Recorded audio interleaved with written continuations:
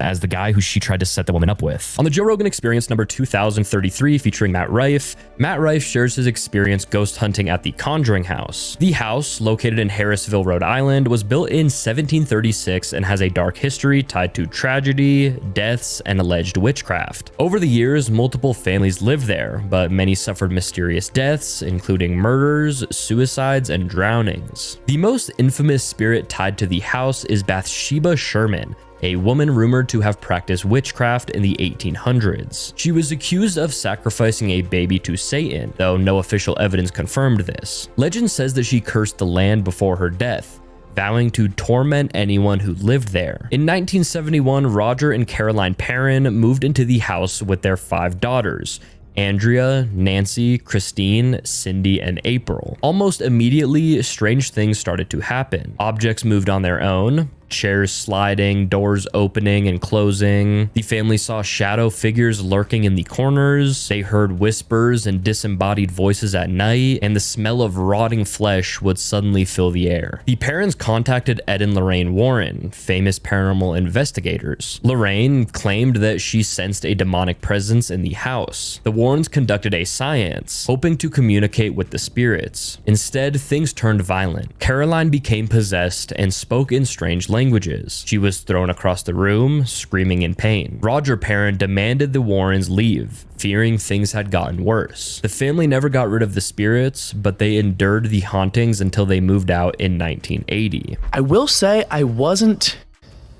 as scared as I've been in a lot of places we've been. There is some kind of solace to the house, but you get to know the history of it, and it does make sense there'd be something here. I mean, it's on some ley lines of water underground. There was wars fought there. There's apparently bodies buried on the property, in the walls of the property structures and stuff. There's a lot of history that goes into it that just makes for like kind of the perfect storm for some creepy shit. But I didn't witness anything that was that insane. Some items moved, some cars rolled off of the children's dressers a couple of times on cue. And that's the one thing I do pride ourselves in these videos, is so often we get absolutely nothing because we don't fake anything. So you only get to see the highlights. Like, there's so many times we'll go to a place that is so notoriously haunted and we'll be there for 10 hours and get absolutely nothing, and it sucks, but that makes when something does happen that much more valuable. It's so much more impressive. Now, Joe Rogan and Matt Rife start talking about how maybe if you already know a place is haunted and you are going into a place like the Conjuring House expecting to see ghosts, then maybe your mind plays tricks on you and makes you see things that are not actually there. Joe Rogan also brings up how when you are in a confined space, your brain has a heightened sense of being trapped. For example, it's like if you were in your basement at night and you are about to walk up the stairs and you turn off the lights behind you.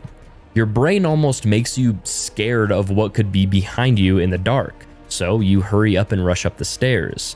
Sometimes you even feel like something is chasing you up the stairs. Now, Matt Rife relates to this. We did the USS Hornet up in the Bay Area. Yeah. And we had the whole ship to ourselves, which I was so excited about because I love military stuff. I love history. I was so excited to go there and just witness it. And they sent me by myself on basically a game of hide and seek where I had to go find them in the ship somewhere after I had to count to 100 by myself. It was the most terrifying place I've ever been, because if you've never been in like the bowel of a ship, it's so unfamiliar. Like, doorways don't look the same. You know, you have to step over them and everything. There's so many pipes and everything sticking out. It's such an unfamiliar environment, especially in the dark. It's terrifying. You think, I can't possibly run away from something in here. There's too many obstacles. You don't know if that's a wall or a pipe or something peeking around to like look at you. It's terrifying because of exactly that. You feel so trapped. On the Joe Rogan Experience number 1424 featuring Tom Papa, Joe and Tom talk about a myriad of things surrounding paranormal activity. The first thing they discuss is how a lot of ghost hunting shows and books are all fake. Here's the problem with ghosts. Those ghost shows. Well, yes. Those ghost shows are bullshit. 100%. One of those guys got in trouble recently because he made a ghost book and he like plagiarized a bunch of shit.